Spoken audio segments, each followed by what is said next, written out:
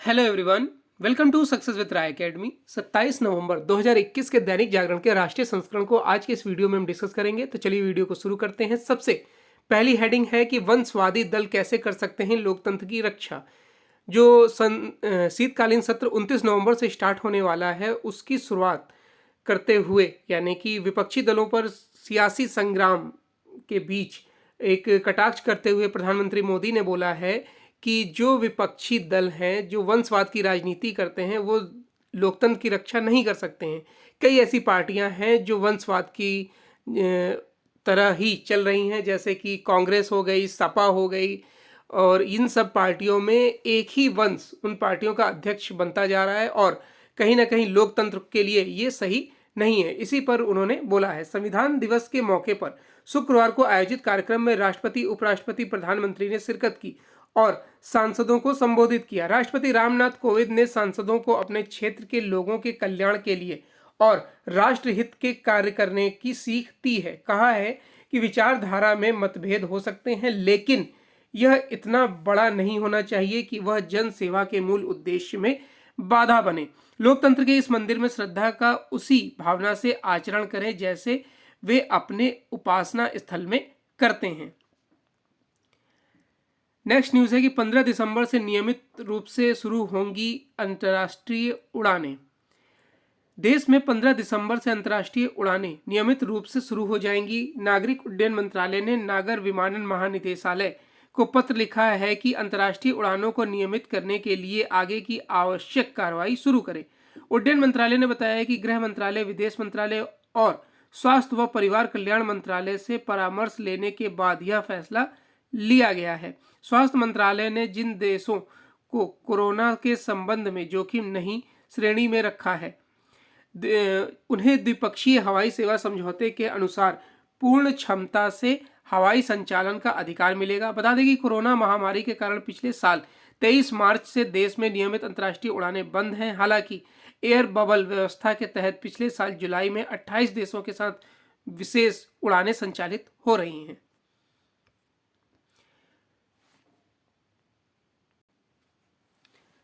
Corona के नए variant को लेकर सरकार सतर्क। दक्षिण अफ्रीका में सामने आए कोरोना के नए वेरिएंट को लेकर सरकार सतर्क हो गई है। राज्यों को इस पर नजर रखने के लिए निर्देश जारी किए गए हैं। हालांकि बड़ी संख्या में टीकाकरण और दूसरी लहर के बाद 2/3 आबादी में बनी एंटीबॉडी को देखते हुए ज़्यादा तबाही की आशंका नहीं है। पूरी दुनिया में कोरोना के बढ़ते मामलों के बावजूद उससे होने वाली मौतों की सीमित संख्या इसकी पुष्टि कर रही है। स्वास्थ्य मंत्रालय के एक वरिष्ठ अधिकारी ने कहा कि दूसरी लहर के बाद से ही भारत में तीसरी लहर की आशंका जताई जाने लगी थी। भारतीय चिकित्सा अनुसंधान परिषद यानी ICMR ने भी नए वेरिएंट की स्थिति में नवंबर से जनवरी के बीच तीसरी लहर के शुरू होने की बात कही थी, परंतु देश में अभी तक एक भी अत्यधिक संक्रामक वेरिएंट सामने नहीं आया है। दक्षिण अफ्रीका नए वेरिएंट के ज़्यादा संक्रमण होने की बात कही जा रही है, इसलिए सतर्कता बरतते हुए भारतीय सोर्स COV2 जीनोमिक कंसोर्टियम के जरिए इस पर नजर रखी जा रही है। नेक्स्ट न्यूज़ है कि CDS रावत ने संसदीय समिति को दी सशस्त्र बलों की तैयारी की जानकारी। Chief of defence staff general Bipin Rawat ने शुक्रवार को रक्षा संबंधी संसदीय स्थायी समिति को सशस्त्र बलों की परिचालन संबंधी तैयारियों के बारे में जानकारी दी है। CDS रावत के अलावा रक्षा मंत्रालय के वरिष्ठ अधिकारी और सेना, नौसेना व वायुसेना के शीर्ष कमांडरों ने भी संसद परिषद में समिति के समक्ष रक्षा से जुड़ी जानकारियां उपलब्ध कराई हैं। संसदीय समिति के अध्यक्ष JUL ओराम ने बताया, बैठक का एजेंडा सीमा सुरक्षा सहित मौजूदा सुरक्षा मामलों पर रक्षा बलों की रणनीतिक तैयारियों की समीक्षा करना था। ओराम ने कहा कि CDS रावत ने समिति के समक्ष इस विषय पर जानकारी उपलब्ध कराई है। वहीं सूत्रों ने कहा कि तीनों सशस्त्र बलों के कमांडरों ने भी परिचालन तैयारियों पर प्रस्तुतियां दी हैं। नेक्स्ट न्यूज़ है कि बिहार, झारखंड और उत्तर प्रदेश सबसे निर्धन राज्यों में शुमार। नीति आयोग ने अपनी पहली बहुआयामी गरीबी सूचकांक रिपोर्ट में कहा है कि बिहार, झारखंड और उत्तर प्रदेश देश के सबसे निर्धन राज्यों में शामिल हैं। बिहार की 51.91% आबादी गरीब है। इसके बाद झारखंड का नंबर है, वहां की 42.16% आबादी गरीबी रेखा के नीचे जीवन बसर करती है। उत्तर प्रदेश तीसरे स्थान पर है, जहां 37.79% लोग निर्धन हैं। मध्य प्रदेश और मेघालय में क्रमशः 36.65 व 32.67% लोग गरीब हैं। जिन राज्यों में सबसे कम गरीबी है उसमें केरल शीर्ष पर है। इसके बाद गोवा, सिक्किम, तमिलनाडु व पंजाब का स्थान है। केंद्र शासित प्रदेशों में दादर और नगर हवेली में सबसे ज्यादा गरीब हैं, वहां 27.36% लोग गरीब हैं। जम्मू कश्मीर और लद्दाख में 12.58%, दिल्ली में 4.79% लोग गरीब हैं।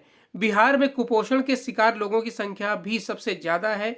इसके बाद झारखंड, मध्य प्रदेश, उत्तर प्रदेश और छत्तीसगढ़ का नंबर है। मातृत्व स्वास्थ्य में वंचित आबादी, स्कूल नहीं जाने, रसोई, ईंधन और बिजली से वंचित लोगों के मामले में भी बिहार की स्थिति सबसे खराब है। बाल और किशोर मृत्यु दर श्रेणी में उत्तर प्रदेश का प्रदर्शन सबसे खराब है। इस मामले में इसके बाद बिहार और मध्य प्रदेश का स्थान है। स्वच्छता से वंचित आबादी के मामले में झारखंड की रैंकिंग सबसे खराब है।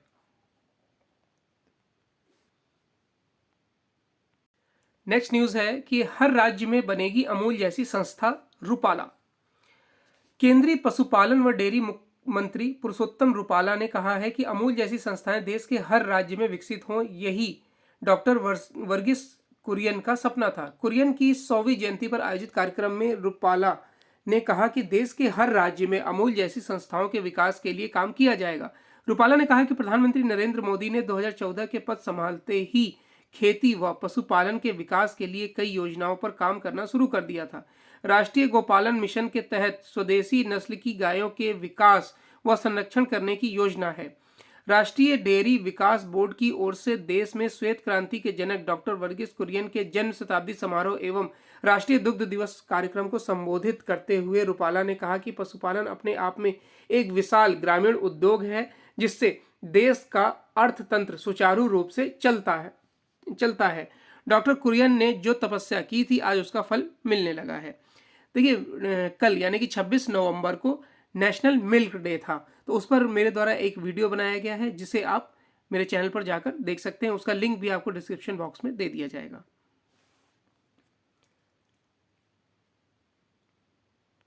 नेक्स्ट न्यूज़ है बिजनेस पेज से। पहली न्यूज़ है, गुजरे जमाने के कानूनों से नहीं होगा कृषि और किसानों का भला। देश के किसानों की माली हालत दिनों दिन क्यों खराब होती गई और इसका भविष्य क्या है, इसे समझने के लिए यह भी जानना होगा कि कृषि क्षेत्र की इस गंभीर चुनौती से निपटने में कहां चूक हुई और इस पर चर्चा से मुंह क्यों चुराया जा रहा है। तथ्यों व तर्कों को समझने में कोताही बरतने वाले न सिर्फ कृषि क्षेत्र का नुकसान कर रहे हैं, बल्कि पूरी ग्रामीण अर्थव्यवस्था की लुटिया डुबोने पर भी तुले हुए हैं। एग्रीकल्चर सेक्टर की मौजूदा चुनौतियां पहली हरित क्रांति के जमाने की चुनौतियां और मुश्किलों से बिल्कुल विपरीत और अलग है। यही वजह है कि हमारे पास इस क्षेत्र में की मौजूदा चुनौतियों से निपटने के लिए न तो पर्याप्त इंफ्रास्ट्रक्चर है और न कानून है। इसलिए गुजरे जमाने के नियम कानूनों में आमूल चूक बदलाव की सख्त जरूरत है। बीती सदी के 7वें और 8वें दशक में खाद्यान्नों की घरेलू कमी को पूरा करने के लिए कई तरह की वित्तीय मदद भी दी गई है और इसके अनुरूप कानून बनाए गए हैं। उत्पादन बढ़ाने और किसानों को बाजार का समर्थन देने के लिए सरकारी खजाने से तरह तरह की सब्सिडी और वित्तीय मदद का प्रावधान किया गया। इन समग्र कोशिशों से खाद्यान्न की कमी की समस्या खत्म हो गई। खाद्यान्न की पैदावार खपत से बहुत अधिक होने लगी और देश निर्यातक बनने की राह पर चल पड़ा। लेकिन कृषि क्षेत्र उन्हीं जर्जर हो चुके नियम कानूनों का बोझ ढोता चला आ रहा है। राजनीतिक वजहों से नियम कानून की वही पुरानी जर्जर व्यवस्था आज भी चालू है, जबकि देश उदारीकरण की शुरुआत को भी 3 दशक पीछे छोड़ चुका है। नेक्स्ट पेज है हमारा एडिटोरियल पेज। एडिटोरियल पेज में पहला आर्टिकल लिखा है Jindal school of international affairs में प्रोफेसर और डीन श्रीराम चेलिया द्वारा, और यह आर्टिकल लिखा गया है विश्व पर मंडराता चीनी खतरा। चीनी कम्युनिस्ट पार्टी यानी कि सीसीपी ने अपने 100 वर्ष के अस्तित्व में केवल तीसरी बार इतिहास विषय पर एक प्रस्ताव पारित किया। इस प्रस्ताव में राष्ट्रपति शी जिनपिंग को महान हस्ती का दर्जा दिया गया। उनके आदेश का पालन करना प्रत्येक कार्यकर्ता और देशवासियों का कर्तव्य घोषित किया गया। इस महत्वपूर्ण दस्तावेज का 2/3 हिस्सा शी की उपलब्धियों के गुणगान पर केंद्रित है। इसमें सर्वाधिक 22 बार सी का उल्लेख हुआ है। उनकी तुलना में चीनी कम्युनिस्ट दिग्गज माओ त्से तुंग का 18 बार और देंग सिओंगपिंग का मात्र 6 बार ही उल्लेख किया गया है। देंग के बाद और शी से पूर्व के चीनी शासक का कोई जिक्र नहीं है। एक तरह से यह प्रस्ताव चीनी और कम्युनिस्ट पार्टी के आधुनिक इतिहास को नहीं बल्कि भविष्य को परिभाषित करने का राजनीतिक उपकरण है। घोर महत्वाकांक्षी और अहंकारी शी ने स्वयं को चीन का निर्विवाद अधिपति बनाने में कोई कसर नहीं छोड़ी है। 2012 से आज तक उनकी सभी नीतियां और रणनीतियां शासित संकेंद्रण और निजी स्तुति के ध्येय से बनाई गई हैं। सत्ता की अपार भूख और सामाजिक नियंत्रण की असीम चाहत ही उनके प्रोत्साहन बिंदु हैं। चीन के हजारों वर्षों के इतिहास में लोकतांत्रिक शासन का कोई ठोस उदाहरण नहीं है। 1949 में कम्युनिस्ट पार्टी के बाद वहां आताई तंत्र साम्यवाद और मार्क्सवाद का चोला पहनकर कायम है। इसके बावजूद चीन के पूर्व तानाशाहों और शी जिनपिंग की निरंकुशता में अंतर है। शी ने अपने समर्थकों को आश्वस्त किया कि पूरब बढ़ रहा है और पश्चिम सिकुड़ रहा है। साथ ही चीन के प्रतिद्वंदियों को चेतावनी दी है कि अगर विदेशी ताकतों ने हमें धमकाया तो भीषण रक्तपात होगा। शी से पहले जब अपेक्षाकृत नर्म स्वभाव के नेता चीन में सत्तारूढ़ में थे तो वे देश को शांतिपूर्वक उदय का नारा देते थे। अब शी का खुला ऐलान है कि अगर महाशक्ति बनने के लिए अगर हिंसा पद अपनाना पड़े तो उसमें कोई गुरेज नहीं है। एशिया में भारत समेत कई पड़ोसियों के साथ विवादित सरहदों पर सैन्य दबाव डालने रखना, अफ्रीका और लैटिन अमेरिका में आर्थिक शिकंजा कसना और विश्व के कोने कोने से खनिज और सामरिक तकनीक जमा करने जैसे सभी संकेत पुष्टि करते हैं चीन दीर्घावधि विजय यात्रा पर चल पड़ा है। वैश्विक नायकत्व की अभिलाषा शी की निजी पसंद ही नहीं अपितु उनके द्वारा संस्थापित तीसरी क्रांति और चीनी स्वप्न का मुख्य बिंदु है। नेक्स्ट है, जरूरी है क्रिप्टो करेंसी का नियमन। और यह आर्टिकल लिखा है आर्थिक मामलों के जानकार जयंतीलाल भंडारी ने। देखिए, क्रिप्टो करेंसी के बारे में कल भी दैनिक जागरण के डिस्कशन में आपको विस्तार से बताया गया था। केंद्र सरकार संसद के शीतकालीन सत्र में क्रिप्टो करेंसी नियामक और डिजिटल करेंसी बिल 2021 पेश करने जा रही है। जहां पूरी दुनिया क्रिप्टो करेंसी की बढ़ती घुसपैठ से जूझ रही है, वहीं भारत के लिए अच्छी बात है कि प्रधानमंत्री नरेंद्र मोदी ने इस करेंसी के खतरों को समझा और इसके नियमन का मन बनाया। बीते दिनों प्रधानमंत्री मोदी ने भी यह कहा कि अनियंत्रित क्रिप्टो के बाजार को धन शोधन और आतंकी फंडिंग का जरिया नहीं बनने दिया जा सकता। सभी लोकतांत्रिक देशों को मिलकर यह सुनिश्चित करना होगा कि क्रिप्टो करेंसी गलत हाथों में न जाने दें, अन्यथा युवाओं का भविष्य बर्बाद हो सकता है। इस पर ध्यान देना होगा। क्रिप्टो करेंसी एक डिजिटल मुद्रा है जो क्रिप्टोग्राफी द्वारा सुरक्षित है। क्रिप्टो करेंसी सिर्फ डिजिटल रूप में ऑनलाइन रहती है। यह सिक्के या नोट की तरह ठोस रूप से जेब में नहीं रखी जा सकती। इस समय क्रिप्टो करेंसी में बिटकॉइन का वर्चस्व है। इथेरियम, टीथर, कार्डोनो, पोल्काडा, रिपल और डोजकॉइन सहित सैकड़ों अन्य क्रिप्टो करेंसियां भी मौजूद है। यह माना जाता है कि जापान के सातोशी नाकामोतो के अनुसार बिटकॉइन को 2008 में लाया गया था। इसका प्रचलन 2009 में शुरू हुआ। बिटकॉइन दुनिया की सबसे महंगी वर्चुअल करेंसी है। बिटकॉइन की संख्या 2 करोड़ 10 लाख तक सीमित है। वैश्विक क्रिप्टो करेंसी का मार्केट कैप लगभग 225 लाख करोड़ रुपए को पार कर गया है। एक बिटकॉइन का मूल्य करीब $68,641 है। आभासी मुद्रा में निवेश को लेकर निवेशकों का आकर्षण इसलिए भी बना हुआ है क्योंकि सरकारी तंत्र से बाहर दुनिया के किसी भी कोने में इन्हें भुनाने का विकल्प मौजूद है। खास बात यह है कि खरीदारी के समय डिजिटल प्लेटफॉर्म 24 घंटे खुले रहते हैं। शायद इन्हीं कारणों से अल सल्वाडोर ने बिटकॉइन को मान्यता दी है। वह ऐसा करने वाला दुनिया का पहला देश है। इस समय क्रिप्टो करेंसी को दुनिया के कई देशों में भरोसे के संकट का सामना करना पड़ रहा है। वे इसे पारंपरिक करेंसी के लिए खतरा मानते हैं। यही कारण है कि उन्होंने क्रिप्टो करेंसी पर विभिन्न तरह के प्रतिबंध लगाए हैं। चीन के केंद्रीय बैंक ने क्रिप्टो करेंसी ट्रेडिंग की अवैध गतिविधियों पर नकेल कसने के लिए सभी क्रिप्टो लेनदेन को अवैध घोषित कर दिया है। भारत में क्रिप्टो करेंसी एक्सचेंज चलाने वालों पर अभी सरकार या दूसरे वित्तीय नियामकों का कोई नियंत्रण नहीं है। गत दिनों जयंत सिन्हा की अध्यक्षता वाली संसदीय समिति ने विभिन्न हितधारकों के साथ क्रिप्टो वित्त और क्रिप्टो करेंसी के गुण दोष पर चर्चा की है। नेक्स्ट है कि परिवारवाद पर प्रहार। तो ये संविधान दिवस पर जो प्रधानमंत्री ने स्टेटमेंट दिया है उसी पर लिखा गया है ये आर्टिकल। अब नेक्स्ट पेज पर आते हैं जो है इंटरनेशनल पेज, कि यूनेस्को की विश्व धरोहर समिति में चुना गया भारत। भारत को संयुक्त राष्ट्र के सांस्कृतिक संगठन की विश्व धरोहर समिति के लिए चुना गया है, जिसका कार्यकाल 4 साल का होगा। एक हफ्ते पहले भारत को यूनेस्को के कार्यकारी बोर्ड के लिए फिर से चुना गया था। विदेश राज्य मंत्री मीनाक्षी लेखी ने एक ट्वीट में कहा कि यह घोषणा करते हुए मुझे खुशी हो रही है कि भारत ने एशिया प्रशांत क्षेत्र में विश्व विरासत समिति की सीट जीती है।